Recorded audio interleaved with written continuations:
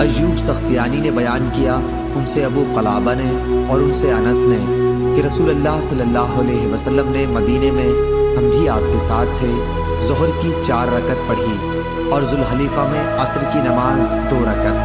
آپ رات کو وہیں رہے۔ صبح ہوئی تو مقام بیدا سے سواری پر بیٹھتے ہوئے اللہ تعالیٰ کی حمد، اس کی تسبیح اور تکبیر کہی۔ پھر حج اور عمرے کے لیے ایک ساتھ احرام باندھا اور لوگوں نے بھی آپ کے ساتھ دونوں کا ایک ساتھ احرام باندھا، یعنی قرآن کیا۔ جب ہم مکہ آئے تو آپ کے حکم سے جن لوگوں نے حج تمتع کا احرام باندھا تھا ان سب نے احرام کھول دیا۔ پھر 8ویں تاریخ میں سب نے حج کا احرام باندھا۔ انہوں نے کہا کہ نبی کریم صلی اللہ علیہ وسلم نے اپنے ہاتھ سے کھڑے ہو کر بہت سے اونٹ نہر کیے۔ حضور اکرم صلی اللہ علیہ وسلم نے عید الاضحیٰ کے دن مدینہ میں 2 چت کبرے سینگوں والے مینڈھے ذبح کیے تھے۔ ابو عبداللہ امام بخاری نے کہا کہ بعض لوگ اس حدیث کو یوں روایت کرتے ہیں ایوب سے، انہوں نے ایک شخص سے، انہوں نے انس سے۔ صحیح بخاری حدیث نمبر 1551۔ صالح بن کیسان نے خبر دی، انہیں نافع نے اور ان سے ابن عمر رضی اللہ عنہ نے، کہ جب رسول اللہ صلی اللہ علیہ وسلم کو لے کر آپ کی سواری پوری طرح کھڑی ہو گئی تو آپ نے اس وقت لبیک پکارا۔ صحیح بخاری حدیث نمبر 1552۔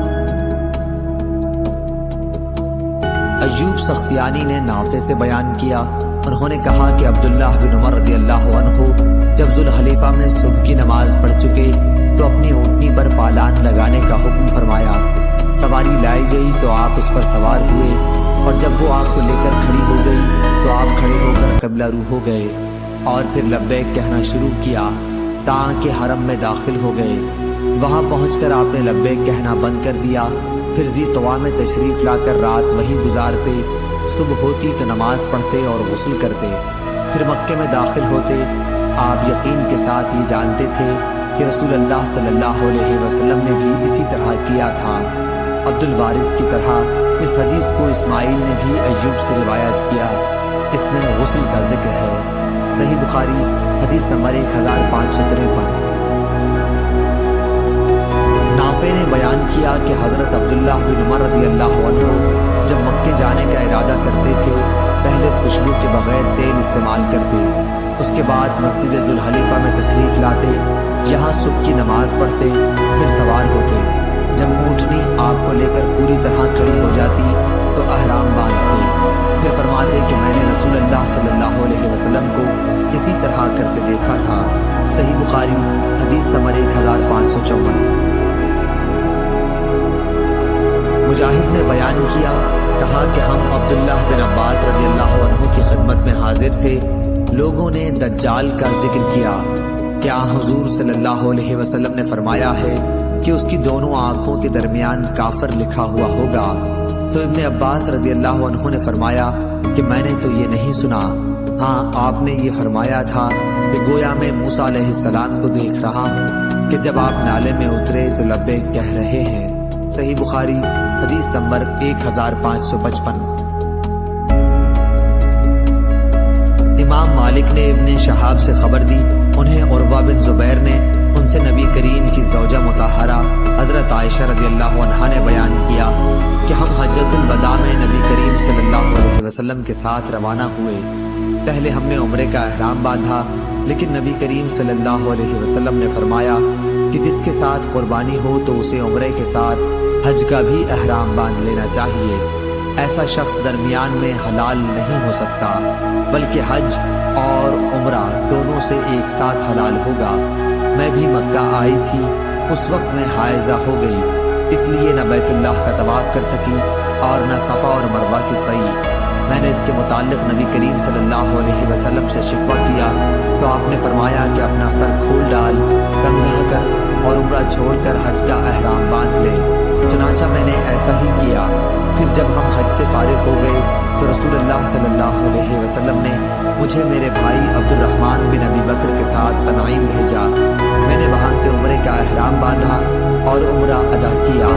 حضور صلی اللہ علیہ وسلم نے فرمایا کہ یہ تمہارے اس عمرے کے بدلے میں ہے جسے تم نے چھوڑ دیا تھا۔ حضرت عائشہ رضی اللہ عنہا نے بیان کیا کہ کہ لوگوں نے حجۃ الوداع میں صرف عمرے کا احرام باندھا تھا، وہ بیت اللہ کا طواف، صفا اور مروہ کی سعی کر کے حلال ہو گئے۔ پھر منا سے واپس ہونے پر دوسرا طواف یعنی طواف الزیارہ کیا، لیکن جن لوگوں نے حج اور عمرے کا ایک ساتھ احرام باندھا تھا انہوں نے صرف ایک ہی طواف کیا یعنی طواف الزیارہ کیا۔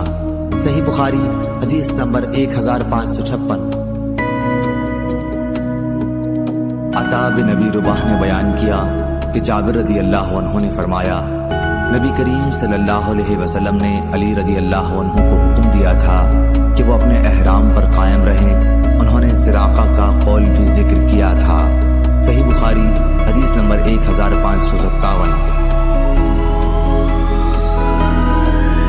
سلیم بن حیان نے بیان کیا، انہوں نے کہا کہ میں نے مروان اصفر سے سنا اور ان سے انس بن مالک نے بیان کیا تھا کہ حضرت علی رضی اللہ عنہ یمن سے نبی کریم صلی اللہ علیہ وسلم کی خدمت میں حاضر ہوئے تو آپ نے پوچھا کہ کس طرح کا احرام باندھا ہے؟ انہوں نے کہا کہ جس طرح کا حضور صلی اللہ علیہ وسلم نے باندھا ہو۔ اس پر آپ صلی اللہ علیہ وسلم نے فرمایا کہ اگر میرے ساتھ قربانی نہ ہوتی تو میں حلال ہو جاتا۔ اور محمد بن ابی بکر نے ابن جریر سے یوں روایت کیا کہ نبی کریم صلی اللہ علیہ وسلم نے دریافت فرمایا، علی تم نے کس چیز کا احرام باندھا ہے؟ انہوں نے عرض کی، نبی کریم صلی اللہ علیہ وسلم نے جس کا احرام باندھا ہو اسی کا میں نے بھی باندھا ہے۔ حضور صلی اللہ علیہ وسلم نے فرمایا کہ پھر قربانی کر اور اپنی اسی حالت پر احرام جاری رکھ۔ صحیح بخاری حدیث نمبر 1558۔ سفیان ثوری نے بیان کیا، ان سے قیس بن مسلم نے، ان سے طارق بن شہاب نے اور ان سے ابو موسیٰ اشعری رضی اللہ عنہ نے کہ مجھے نبی کریم صلی اللہ علیہ وسلم نے میری قوم کے پاس یمن بھیجا تھا۔ جب حجۃ الوداع کے موقع پر میں آیا تو آپ سے بطحا میں ملاقات ہوئی۔ آپ نے دریافت فرمایا کہ کس کا احرام باندھا ہے؟ میں نے عرض کی کہ حضور صلی اللہ علیہ وسلم نے جس کا باندھا ہو۔ آپ نے پوچھا کیا تمہارے ساتھ قربانی ہے؟ میں نے عرض کی کہ نہیں، اس لیے آپ نے مجھے حکم دیا کہ میں بیت اللہ کا طواف اور صفا اور مروہ کی سعی کروں۔ اس کے بعد آپ نے احرام کھول دینے کے لیے فرمایا۔ چنانچہ میں اپنی قوم کی ایک خاتون کے پاس آیا، انہوں نے میرے سر کا کنگھا کیا یا میرا سر دھویا۔ پھر حضرت عمر رضی اللہ عنہ کا زمانہ آیا تو آپ نے فرمایا کہ اگر ہم اللہ کی کتاب پر عمل کریں تو وہ یہ حکم دیتی ہے کہ حج اور عمرہ پورا کرو۔ اللہ تعالیٰ فرماتا ہے اور حج اور عمرہ پورا کرو اللہ کی رضا کے لیے۔ اور اگر ہم حضور صلی اللہ علیہ وسلم کی سنت کو لیں تو حضور صلی اللہ علیہ وسلم نے اس وقت تک احرام نہیں کھولا جب تک آپ نے قربانی سے فراغت نہیں حاصل فرمائی۔ صحیح بخاری حدیث نمبر 1559۔ افلاح بن حمید نے بیان کیا، کہا کہ میں نے قاسم بن محمد سے سنا، ان سے عائشہ رضی اللہ عنہا نے بیان کیا کہ ہم رسول اللہ صلی اللہ علیہ وسلم کے ساتھ حج کے مہینوں میں، حج کی راتوں میں اور حج کے دنوں میں نکلے، پھر صرف میں جا کر اترے۔ آپ نے بیان کیا کہ پھر نبی کریم صلی اللہ علیہ وسلم نے صحابہ رضی اللہ عنہم کو خطاب فرمایا، جس کے ساتھ خودی نہ ہو اور وہ چاہتا ہو کہ اپنے احرام کو صرف عمرے کا بنا لے تو اسے ایسا کر لینا چاہیے، لیکن جس کے ساتھ قربانی ہے وہ ایسا نہ کرے۔ حضرت عائشہ رضی اللہ عنہا نے بیان فرمایا کہ حضور صلی اللہ علیہ وسلم کے بعض اصحاب نے اس فرمان پر عمل کیا اور بعض نے نہیں کیا۔ انہوں نے بیان کیا کہ رسول اللہ صلی اللہ علیہ وسلم اور آپ کے بعض اصحاب جو استطاعت و حوصلہ والے تھے کہ وہ احرام کے ممنوعات سے بچ سکتے تھے، ان کے ساتھ خودی بھی تھی، اس لیے وہ تنہا عمرہ نہیں کر سکتے تھے، بس انہوں نے احرام نہیں کھولا۔ عائشہ رضی اللہ عنہا نے بیان کیا کہ رسول اللہ صلی اللہ علیہ وسلم میرے پاس تشریف لائے تو میں رو رہی تھی۔ آپ نے پوچھا، اے بھولی بھالی عورت، تو رو کیوں رہی ہے؟ میں نے عرض کی کہ میں نے آپ کے اپنے صحابہ رضی اللہ عنہم سے ارشاد کو سن لیا، اب تو میں عمرہ نہ کر سکوں گی۔ آپ نے پوچھا کیا بات ہے؟ میں نے کہا میں نماز پڑھنے کے قابل نہ رہی، یعنی حائضہ ہو گئی۔ آپ نے فرمایا کوئی حرج نہیں، آخر تم بھی تو آدم کی بیٹیوں کی طرح ایک عورت ہو، اور اللہ نے تمہارے لیے بھی وہ مقدر کیا ہے جو تمام عورتوں کے لیے کیا ہے، اس لیے عمرہ چھوڑ کر حج کرتی رہ، اللہ تعالیٰ تمہیں جلد ہی عمرے کی توفیق دے دے گا۔ عائشہ رضی اللہ عنہا نے بیان کیا کہ ہم حج کے لیے نکلے، جب ہم عرفات سے منا پہنچے تو میں پاک ہو گئی، پھر منا سے جب میں نکلی تو بیت اللہ کا طواف زیارہ کیا۔ آپ نے بیان کیا کہ آخر میں حضور صلی اللہ علیہ وسلم کے ساتھ جب واپس ہونے لگی تو آپ وادی محصب میں آن کر اترے، ہم بھی آپ کے ساتھ ٹھہرے۔ آپ نے عبد الرحمن بن ابی بکر کو بلا کر کہا کہ اپنی بہن کو لے کر حرم سے باہر جا اور وہاں سے عمرے کا احرام باندھ، پھر عمرے سے فارغ ہو کر تم لوگ یہی واپس آ جاؤ، میں تمہارا انتظار کرتا رہوں گا۔ عائشہ رضی اللہ عنہا نے بیان کیا کہ ہم حضور صلی اللہ علیہ وسلم کی ہدایت کے مطابق چلے، اور جب میں اور میرے بھائی طواف سے فارغ ہو گئے تو میں سحری کے وقت آپ کی خدمت میں پہنچی۔ آپ نے پوچھا کہ فارغ ہو گئی؟ میں نے کہا ہاں۔ تب آپ نے اپنے ساتھیوں سے سفر شروع کر دینے کے لیے کہا۔ سفر شروع ہو گیا اور آپ مدینہ منورہ واپس ہو رہے تھے۔ ابو عبداللہ امام بخاری نے کہا کہ جو لا یدرک ہے وہ دورہ یدیر و دائرہ سے مشتق ہے، دورہ یدور و زورہ بھی استعمال ہوتا ہے، اور جس روایت میں لا یدرک ہے وہ درہ یدر و درہ سے نکلا۔ صحیح بخاری حدیث نمبر 1560۔ جریر نے بیان کیا، ان سے منصور نے، ان سے ابراہیم نخعی نے، ان سے اسود نے اور ان سے عائشہ رضی اللہ عنہا نے کہ ہم حج کے لیے رسول اللہ صلی اللہ علیہ وسلم کے ساتھ نکلے۔ ہماری نیت حج کے سوا اور کچھ نہ تھی۔ جب ہم مکہ پہنچے تو اور لوگوں نے بیت اللہ کا طواف کیا۔ حضور صلی اللہ علیہ وسلم کا حکم تھا کہ جو قربانی اپنے ساتھ نہ لایا ہو وہ حلال ہو جائے، چنانچہ جن کے پاس ہدی نہ تھی وہ حلال ہو گئے۔ افعال عمرہ کے بعد حضور صلی اللہ علیہ وسلم کی ازواج مطہرات ہدی نہیں لے گئی تھی، اس لیے انہوں نے بھی احرام کھول ڈالے۔ عائشہ رضی اللہ عنہا نے کہا کہ میں حائضہ ہو گئی تھی، اس لیے میں بیت اللہ کا طواف نہ کر سکی، یعنی عمرہ چھوٹ گیا اور حج کرتی چلی گئی۔ جب محسب کی رات آئی میں نے کہا یا رسول اللہ، اور لوگ تو حج اور عمرہ دونوں کر کے واپس ہو رہے ہیں لیکن میں صرف حج کر سکتی ہوں۔ اس پر آپ نے فرمایا کیا جب ہم مکہ آئے تھے تو تم طواف نہ کر سکی تھی؟ میں نے کہا کہ نہیں۔ آپ نے فرمایا کہ اپنے بھائی کے ساتھ تنعیم تک چلی جا اور وہاں سے عمرے کا احرام باندھ، پھر عمرہ ادا کر، ہم لوگ تمہارا فلاں جگہ انتظار کریں گے۔ اور صفیہ رضی اللہ عنہا نے کہا کہ معلوم ہوتا ہے میں بھی آپ لوگوں کو رکنے کا سبب بن جاؤں گی۔ حضور صلی اللہ علیہ وسلم نے فرمایا مردار سرمنی، کیا تو نے یوم نحر کا طواف نہیں کیا تھا؟ انہوں نے کہا کیوں نہیں، میں تو طواف کر چکی ہوں۔ آپ نے فرمایا پھر کوئی حرج نہیں، چل کوچ کر۔ عائشہ رضی اللہ عنہا نے کہا پھر میری ملاقات نبی کریم صلی اللہ علیہ وسلم سے ہوئی تو آپ مکے سے جاتے ہوئے اوپر کے حصے پر چڑھ رہے تھے اور میں نشیب میں اتر رہی تھی، یا یہ کہا کہ میں اوپر چڑھ رہی تھی اور حضور صلی اللہ علیہ وسلم اس چڑھاؤ کے بعد اتر رہے تھے۔ صحیح بخاری حدیث نمبر 1561۔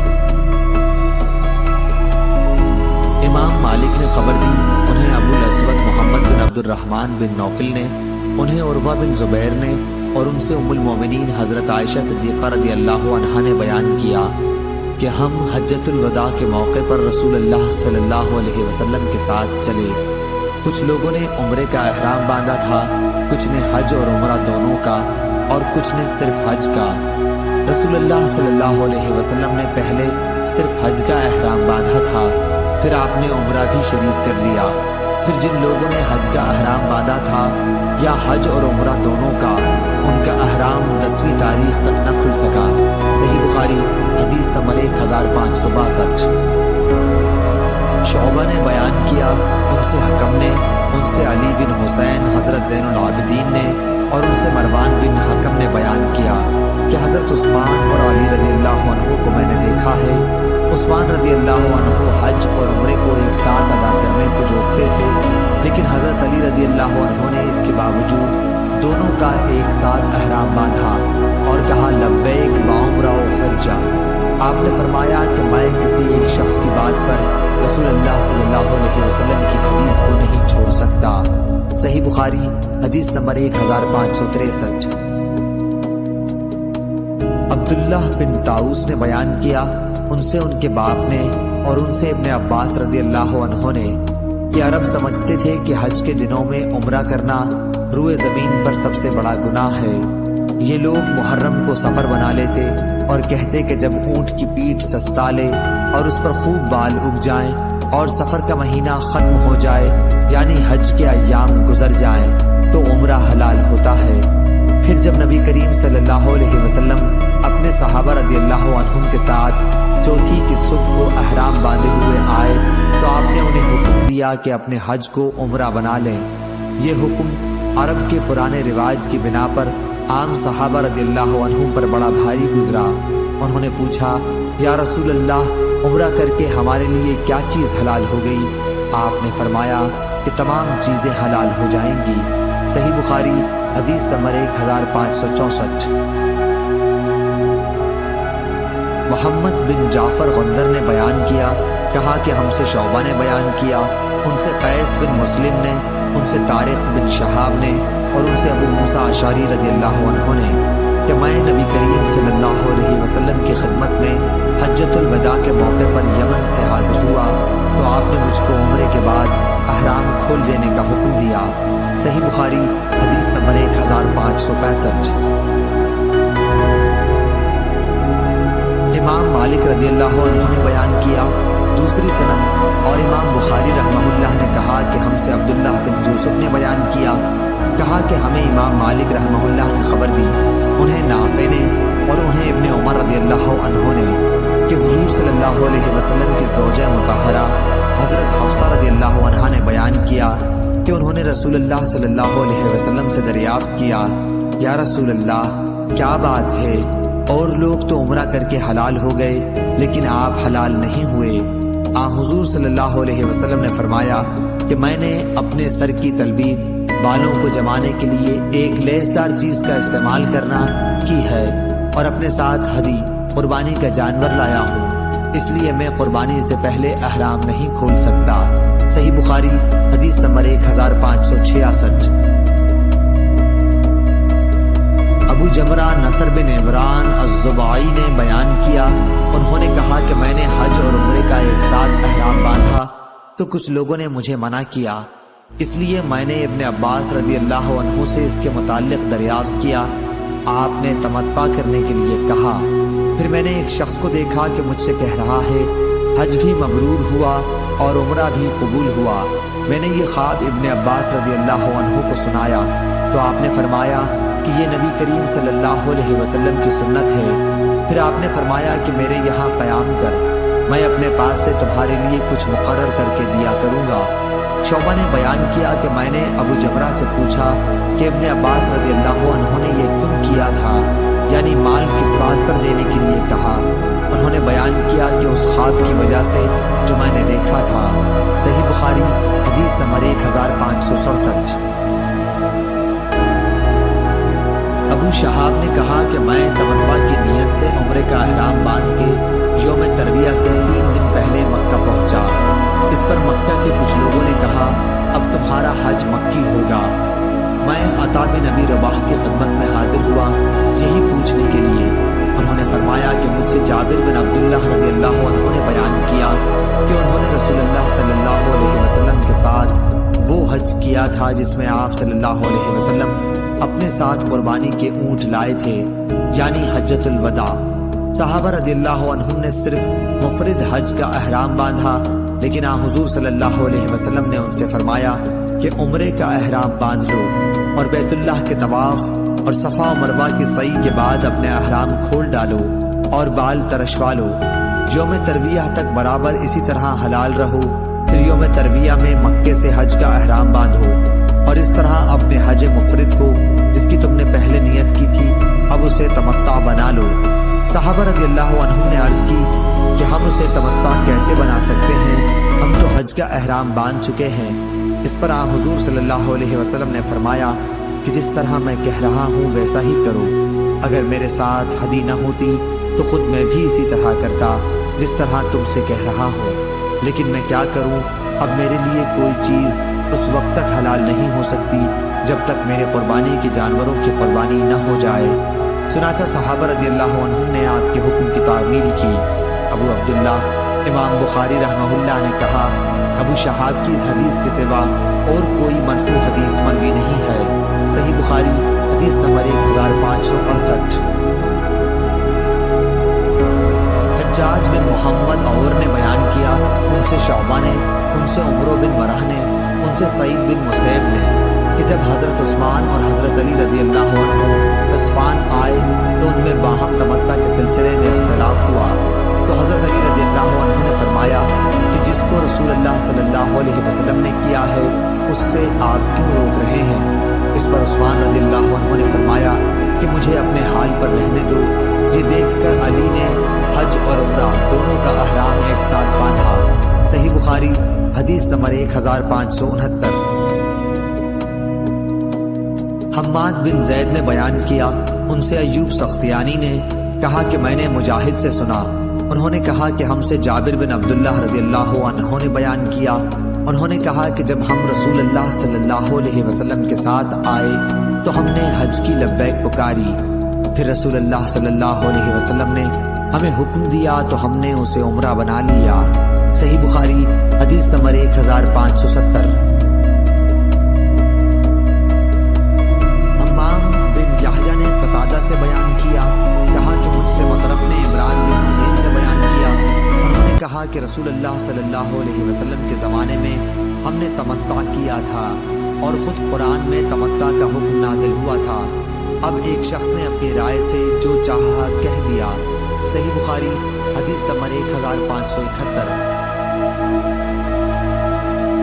عثمان بن غیاث نے بیان کیا، ان سے اکرمہ نے، ان سے ابن عباس رضی اللہ عنہ نے، ابن عباس رضی اللہ عنہ سے حج میں تمتع کے متعلق پوچھا گیا، آپ نے فرمایا کہ حجۃ الوداع کے موقع پر مہاجرین، انصار، نبی کریم صلی اللہ علیہ وسلم کے ازواج اور ہم سب نے احرام باندھا تھا۔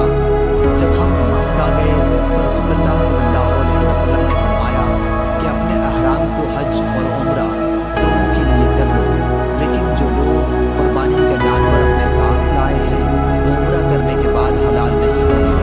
چنانچہ ہم نے بیت اللہ کا طواف اور صفا مروہ کی سعی کر لی تو اپنا احرام کھول ڈالا اور ہم اپنی بیویوں کے پاس گئے اور سلے ہوئے کپڑے پہنے۔ آپ نے فرمایا تھا کہ جس کے ساتھ قربانی کا جانور ہے وہ اس وقت تک حلال نہیں ہو سکتا جب تک ہدی اپنی جگہ نہ پہنچ لے، یعنی قربانی نہ ہو لے۔ ہمیں جنہوں نے ہدی ساتھ نہیں لی تھی، آپ صلی اللہ علیہ وسلم نے 8ویں تاریخ کی شام کو حکم دیا کہ ہم حج کا احرام باندھ لیں۔ پھر جب ہم مناسک حج سے فارغ ہو گئے تو ہم نے آ کر بیت اللہ کا طواف اور صفا مروہ کی سعی کی، پھر ہمارا حج پورا ہو گیا اور اب قربانی ہم پر لازم ہوئی، جیسا کہ اللہ تعالیٰ کا ارشاد ہے، جسے قربانی کا جانور میسر ہو تو وہ قربانی کرے، اور اگر کسی کو قربانی کی طاقت نہ ہو تو 3 روزے حج میں اور 7 دن گھر واپس ہونے پر رکھے۔ قربانی میں بکری بھی کافی ہے، تو لوگوں نے حج اور عمرہ دونوں عبادتیں ایک ہی سال میں ایک ساتھ ادا کی، کیونکہ اللہ تعالیٰ نے خود اپنی کتاب میں یہ حکم نازل کیا تھا اور رسول اللہ صلی اللہ علیہ وسلم نے اس پر خود عمل کر کے تمام لوگوں کے لیے جائز قرار دیا تھا۔ البتہ مکے کے باشندوں کا اس سے استثناء ہے، کیونکہ اللہ تعالیٰ کا فرمان ہے، یہ حکم ان لوگوں کے لیے ہے جن کے گھر والے مسجد الحرام کے پاس رہنے والے نہ ہوں، اور حج کے جن مہینوں کا قرآن میں ذکر ہے وہ شوال، ذوالقعدہ اور ذی الحجہ ہیں۔ ان مہینوں میں جو کوئی بھی تمتع کرے وہ یا قربانی دے یا اگر مقدور نہ ہو تو روزے رکھے، اور رفث کا معانی جمع یا فحش باتیں اور فسوق، گناہ اور جدال، لوگوں سے جھگڑنا۔ صحیح بخاری حدیث نمبر 1572۔ ایوب سختیانی نے خبر دی، انہیں نافع نے، انہوں نے بیان کیا کہ جب عبداللہ بن عمر رضی اللہ عنہ حرم کی سرحد کے قریب پہنچتے تو تلبیہ کہنا بند کر دیتے، رات ذی طواء میں گزارتے، صبح کی نماز یہیں پڑھتے اور غسل کرتے۔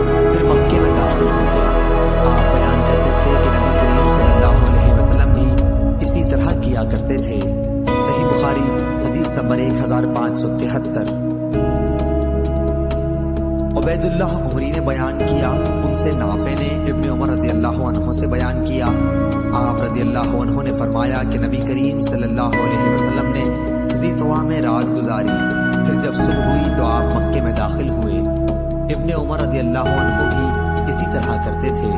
صحیح بخاری حدیث نمبر 1574۔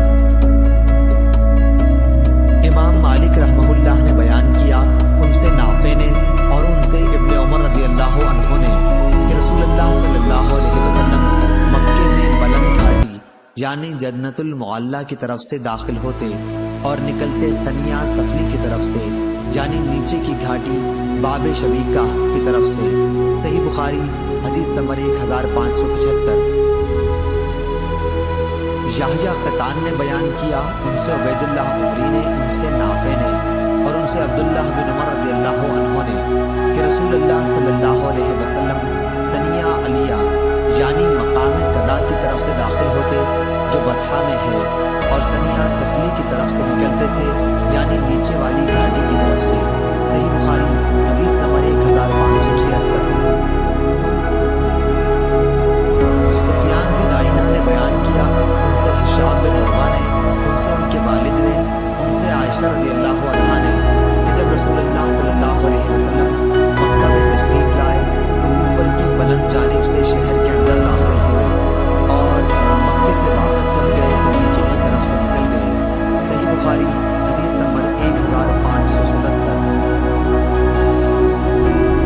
ابو اسامہ نے بیان کیا، انہوں نے کہا کہ ہم سے ہشام بن عروہ نے بیان کیا، ان سے ان کے والد عروہ بن زبیر نے اور ان سے عائشہ رضی اللہ عنہا نے کہ نبی کریم صلی اللہ علیہ وسلم فتح مکہ کے موقع پر شہر میں قدا کی طرف سے داخل ہوئے اور قدا کی طرف سے نکلے جو مکے کے بلند جانب ہے۔ صحیح بخاری حدیث نمبر 1578۔ عمرو بن حارث نے خبر دی، انہیں ہشام بن عروہ نے، انہیں ان کے والد عروہ بن زبیر نے اور انہیں عائشہ رضی اللہ عنہا نے کہ نبی کریم صلی اللہ علیہ وسلم فتح مکہ کے موقع پر داخل ہوتے وقت مکے کے بالائی علاقے قدا سے داخل ہوئے۔ ہشام نے بیان کیا کہ عروہ اگرچہ قدا اور قدا دونوں طرف سے داخل ہوتے تھے لیکن اکثر قدا سے داخل ہوتے کیونکہ یہ راستہ ان کے گھر سے قریب تھا۔ صحیح بخاری حدیث نمبر 1579۔ عروہ نے بیان کیا کہ نبی کریم صلی اللہ علیہ وسلم فتح مکہ کے موقع پر مکے کے بالائی علاقے قدا کی طرف سے داخل ہوتے لیکن عروہ اکثر قدا کی طرف سے داخل ہوتے تھے کیونکہ یہ راستہ ان کے گھر سے قریب تھا۔ صحیح بخاری حدیث نمبر 1580۔ شام نے اپنے باپ سے بیان کیا، انہوں نے بیان کیا کہ نبی کریم صلی اللہ علیہ وسلم فتح مکہ کے موقع پر قدا سے داخل ہوتے تھے اور وہ خود اگرچہ دونوں طرف سے قدا اور قدا داخل ہوتے لیکن اکثر آپ قدا کی طرف سے داخل ہوتے تھے کیونکہ یہ راستہ ان کے گھر سے قریب تھا۔ ابو عبداللہ امام بخاری رحمہ اللہ نے کہا کہ قدا اور قدا دو مقامات کے نام ہیں۔ صحیح بخاری حدیث نمبر 1581۔ عمرو بن دینار نے خبر دی، کہا کہ میں نے جابر بن عبداللہ رضی اللہ عنہ سے سنا، انہوں نے بیان کیا کہ زمانے جاہلیت میں جب کعبے کی تعمیر ہوئی تو نبی کریم صلی اللہ علیہ وسلم اور عباس رضی اللہ عنہ بھی پتھر اٹھا کر لا رہے تھے۔ عباس رضی اللہ عنہ نے نبی کریم صلی اللہ علیہ وسلم سے کہا کہ اپنا تہبند اتار کر کاندھے پر ڈال لو تاکہ پتھر اٹھانے میں تکلیف نہ ہو۔ حضور صلی اللہ علیہ وسلم نے ایسا کیا تو ننگے ہوتے ہی بے ہوش ہو کر آپ زمین پر گر پڑے اور آپ کی آنکھیں آسمان کی طرف لگ گئیں۔ آپ کہنے لگے میرا تہبند دے دو، پھر آپ صلی اللہ علیہ وسلم نے اسے مضبوط باندھ لیا۔ صحیح بخاری حدیث نمبر 1582۔ عبداللہ بن عمر رضی اللہ عنہ نے خبر دی اور انہیں نبی کریم صلی اللہ علیہ وسلم کی پاک بیوی حضرت عائشہ صدیقہ رضی اللہ عنہا نے کیا حضور صلی اللہ علیہ وسلم نے ان سے فرمایا کیا تجھے معلوم ہے جب تیری قوم نے کعبے کی تعمیر کی تو بنیاد ابراہیم کو چھوڑ دیا تھا؟ میں نے عرض کیا یا رسول اللہ پھر آپ بنیاد ابراہیم پر اس کو کیوں نہیں بنا دیتے؟ آپ نے فرمایا اگر تمہاری قوم کا زمانہ کفر سے بالکل نزدیک نہ ہوتا تو میں بے شک ایسا کر دیتا۔ عبداللہ بن عمر رضی اللہ عنہ نے کہا کہ اگر عائشہ صدیقہ رضی اللہ عنہا نے یہ بات رسول اللہ صلی اللہ علیہ وسلم سے سنی ہے اور یقیناً حضرت عائشہ رضی اللہ عنہا سچی ہیں تو میں سمجھتا ہوں یہی وجہ تھی جو حضرت صلی اللہ علیہ وسلم حتیم سے متصل جو دیواروں کے کونے ہیں ان کو نہیں چومتے تھے، کیونکہ خانہ کعبہ ابراہیمی بنیادوں پر پورا نہ ہوا تھا۔ صحیح بخاری حدیث نمبر 1583۔ اشعث نے بیان کیا، ان سے اسود بن یزید نے اور ان سے ام المومنین حضرت عائشہ صدیقہ رضی اللہ عنہا نے بیان کیا کہ میں نے رسول اللہ صلی اللہ علیہ وسلم سے پوچھا کہ کیا حتیم بھی بیت اللہ میں داخل ہے؟ آپ صلی اللہ علیہ وسلم نے فرمایا کہ ہاں۔ پھر میں نے پوچھا کہ پھر لوگوں نے اسے کعبے میں کیوں نہیں شامل کیا؟ آپ صلی اللہ علیہ وسلم نے جواب دیا کہ تمہاری قوم کے پاس خرچ کی کمی پڑ گئی تھی۔ پھر میں نے پوچھا کہ یہ دروازہ کیوں اونچا بنایا؟ آپ نے فرمایا کہ یہ بھی تمہاری قوم ہی نے کیا تاکہ جسے چاہیں اندر آنے دیں اور جسے چاہیں روک دیں۔ اگر تمہاری قوم کی جاہلیت کا زمانہ تازہ نہ ہوتا اور مجھے اس کا خوف نہ ہوتا کہ ان کے دل بگڑ جائیں گے تو اس حتیم کو بھی میں کعبے میں شامل کر دیتا اور کعبے کا دروازہ زمین کے برابر کر دیتا۔ صحیح بخاری حدیث نمبر 1584۔ ہشام نے بیان کیا، ان سے ان کے والد نے اور ان سے ام المومنین حضرت عائشہ صدیقہ رضی اللہ عنہا نے بیان کیا کہ رسول اللہ صلی اللہ علیہ وسلم نے مجھ سے فرمایا اگر تمہاری قوم کا زمانہ کفر سے ابھی تازہ نہ ہوتا تو میں خانہ کعبہ کو توڑ کر اسے ابراہیم علیہ السلام کی بنیاد پر بناتا، کیونکہ قریش نے اس میں کمی کر دی ہے، اس میں ایک دروازہ اور اس دروازے کے مقابل رکھتا۔ ابو معاویہ نے کہا ہم سے ہشام نے بیان کیا، حدیث میں خلف سے دروازہ مراد ہے۔ صحیح بخاری حدیث نمبر 1585۔ یزید بن رومان نے بیان کیا، ان سے عروہ نے اور ان سے ام المومنین حضرت عائشہ صدیقہ رضی اللہ عنہا نے کہ رسول اللہ صلی اللہ علیہ وسلم نے فرمایا عائشہ اگر تیری قوم کا زمانہ جاہلیت ابھی تازہ نہ ہوتا تو میں بیت اللہ کو گرانے کا حکم دے دیتا تاکہ نئی تعمیر میں اس حصے کو بھی داخل کر دوں جو اس سے باہر رہ گیا ہے اور اس کی کرسی زمین کے برابر کر دوں اور اس کے 2 دروازے بنا دوں، ایک مشرق اور ایک مغرب میں۔ اس طرح ابراہیم علیہ السلام کی بنا پر اس کی تعمیر ہو جاتی۔ عبداللہ بن زبیر رضی اللہ عنہ کا کعبے کو گرانے سے یہی مقصد تھا۔ یزید نے بیان کیا کہ میں اس وقت موجود تھا جب عبداللہ بن زبیر رضی اللہ عنہ نے اسے گرایا تھا اور اس کی نئی تعمیر کر کے حتیم کو اس کے اندر کر دیا تھا۔ میں نے ابراہیم علیہ السلام کی تعمیر کے پائے بھی دیکھے جو اونٹ کی کوہان کی طرح تھے۔ جریر بن حازم نے کہا کہ میں نے ان سے پوچھا کہ ان کی جگہ کہاں ہے، انہوں نے فرمایا کہ میں ابھی دکھاتا ہوں۔ چنانچہ میں ان کے ساتھ حتیم میں گیا اور آپ نے ایک جگہ کی طرف اشارہ کر کے کہا کہ یہ وہ جگہ ہے۔ جریر نے کہا کہ میں نے اندازہ لگایا کہ وہ جگہ حتیم میں سے 6 ہاتھ ہوگی یا ایسی ہی کچھ۔ صحیح بخاری حدیث نمبر 1586۔ جریر بن عبد الحمید نے منصور سے بیان کیا، ان سے مجاہد نے، ان سے طاؤس نے اور ان سے ابن عباس رضی اللہ عنہ نے بیان کیا رسول اللہ صلی اللہ علیہ وسلم نے فتح مکہ پر فرمایا تھا کہ اللہ تعالیٰ نے اس شہر مکے کو حرمت والا بنایا ہے، یعنی عزت دی ہے، بس اس کے درختوں کے کانٹے تک بھی نہیں کاٹے جا سکتے، یہاں کے شکار بھی نہیں ہنکائے جا سکتے، اور ان کے علاوہ جو اعلان کر کے مالک تک پہنچانے کا ارادہ رکھتے ہوں کوئی شخص یہاں کی گری پڑی چیز بھی نہیں اٹھا سکتا ہے۔ صحیح بخاری حدیث نمبر 1587۔ عبداللہ بن وہب نے خبر دی، انہیں یونس نے، انہیں ابن شہاب نے، انہیں علی بن حسین نے، انہیں عمرو بن عثمان نے اور انہیں حضرت اسامہ بن زید رضی اللہ عنہ نے کہ انہوں نے پوچھا یا رسول اللہ صلی اللہ علیہ وسلم آپ مکے میں کیا اپنے گھر میں قیام فرمائیں گے؟ اس پر آپ نے فرمایا کہ عقیل نے ہمارے لیے محلہ یا مکان چھوڑا ہی کب ہے، سب بیچ کھوج کر برابر کر دیے۔ عقیل اور طالب ابو طالب کے وارث ہوئے تھے، جعفر اور علی رضی اللہ عنہ کو وراثت میں کچھ نہیں ملا تھا، کیونکہ یہ دونوں مسلمان ہو گئے تھے اور عقیل ابتدا میں اور طالب اسلام نہیں لائے تھے۔ اس بنیاد پر حضرت عمر بن خطاب رضی اللہ عنہ فرمایا کرتے تھے کہ مسلمان کافر کا وارث نہیں ہوتا۔ ابن شہاب نے کہا کہ لوگ اللہ تعالیٰ کے اس ارشاد سے دلیل لیتے ہیں کہ جو لوگ ایمان لائے، ہجرت کی اور اپنے مال اور جان کے ساتھ اللہ کی راہ میں جہاد کیا، اور وہ لوگ جنہوں نے پناہ دی اور مدد کی، وہی ایک دوسرے کے وارث ہوں گے۔ صحیح بخاری حدیث نمبر 1588۔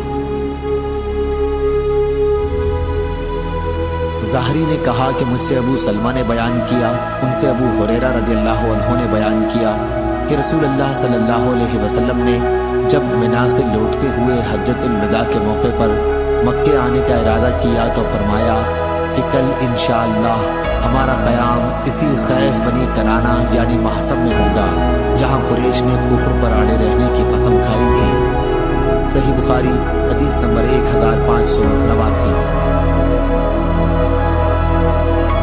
ابو سلمہ نے بیان کیا اور ان سے ابو ہریرہ رضی اللہ عنہ نے بیان کیا کہ 11ویں کی صبح کو جب آپ حضور صلی اللہ علیہ وسلم منا میں تھے تو یہ فرمایا تھا کہ کل ہم خیف بنی کنانہ میں قیام کریں گے جہاں قریش نے کفر کی حمایت کی قسم کھائی تھی۔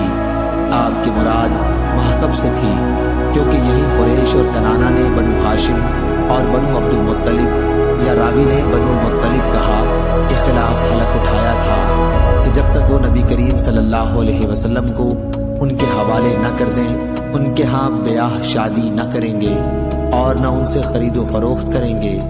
اور سلامہ بن روح نے عقیل اور یحییٰ بن ضحاک سے روایت کیا، ان سے امام اوزاعی نے بیان کیا کہ مجھے ابن شہاب نے خبر دی، انہوں نے اپنی روایت میں بنو ہاشم اور بنو المطلب کہا۔ ابو عبداللہ امام بخاری نے کہا کہ بنو المطلب زیادہ صحیح ہے۔ صحیح بخاری حدیث نمبر 1590۔ زیادہ بن سعد نے بیان کیا، ان سے ظاہری نے بیان کیا، ان سے سعید بن مسیب نے بیان کیا اور ان سے ابو ہریرہ رضی اللہ عنہ نے کہ نبی کریم صلی اللہ علیہ وسلم نے فرمایا کہ کعبے کو 2 پتلی پنڈلیوں والا ایک حقیر حبشی تباہ کر دے گا۔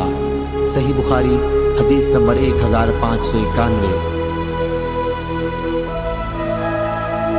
لیث نے بیان کیا، ان سے عقیل نے، ان سے ابن شہاب نے، ان سے عروہ نے اور ان سے عائشہ رضی اللہ عنہا نے بیان کیا۔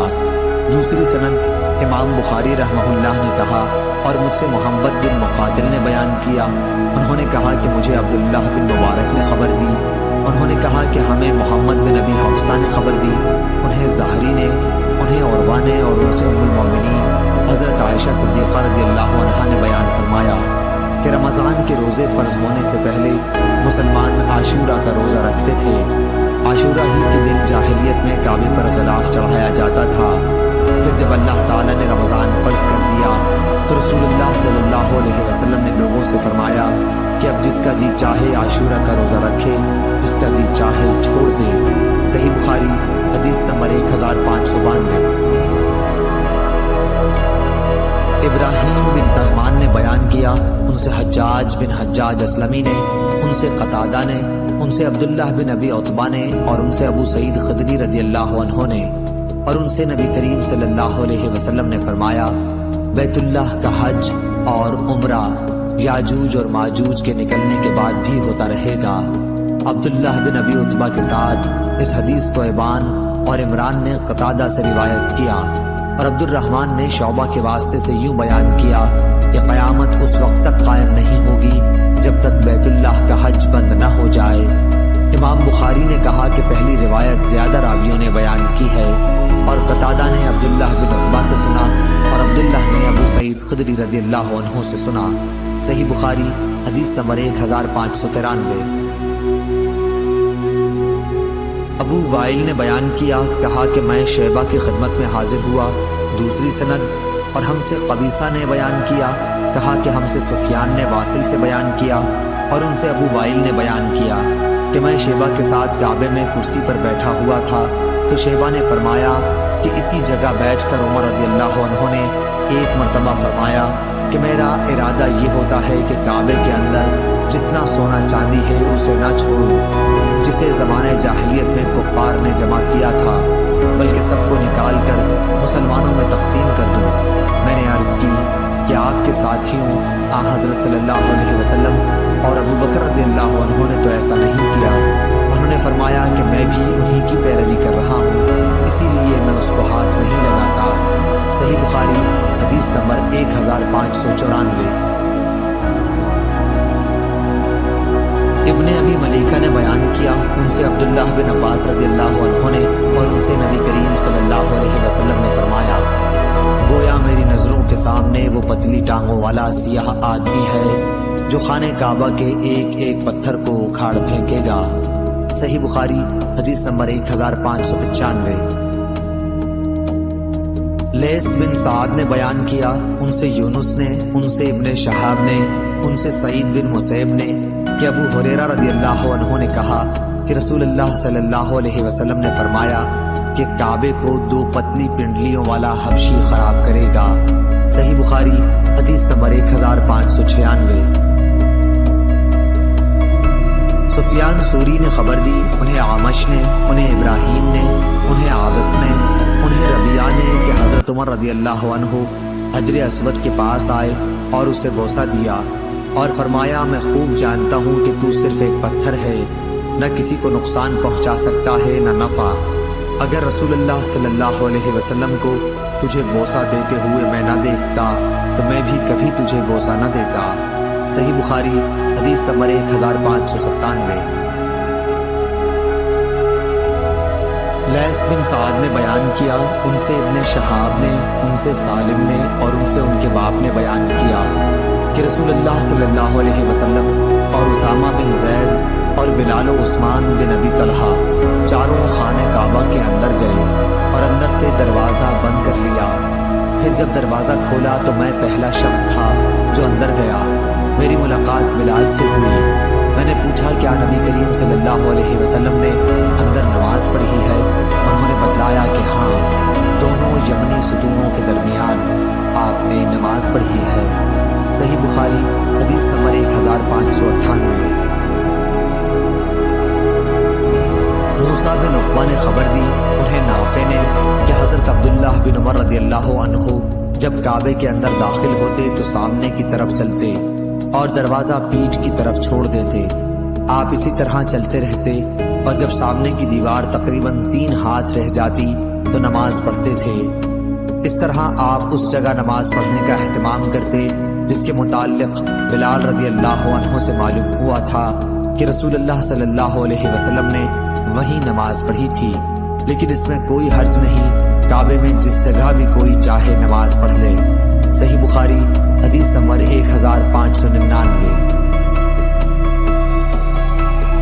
اسماعیل بن ابی خالد نے خبر دی، انہیں عبداللہ بن ابی اوفا نے کہ رسول اللہ صلی اللہ علیہ وسلم نے عمرہ کیا تو آپ نے کعبے کا طواف کر کے مقام ابراہیم کے پیچھے 2 رکعتیں پڑھیں۔ آپ کے ساتھ کچھ لوگ تھے جو آپ کے اور لوگوں کے درمیان آڑ بنے ہوئے تھے۔ ان میں سے ایک صاحب نے ابن ابی اوفا سے پوچھا، کیا رسول اللہ صلی اللہ علیہ وسلم کعبے کے اندر تشریف لے گئے تھے؟ تو انہوں نے بتایا کہ نہیں۔ صحیح بخاری حدیث نمبر 1600۔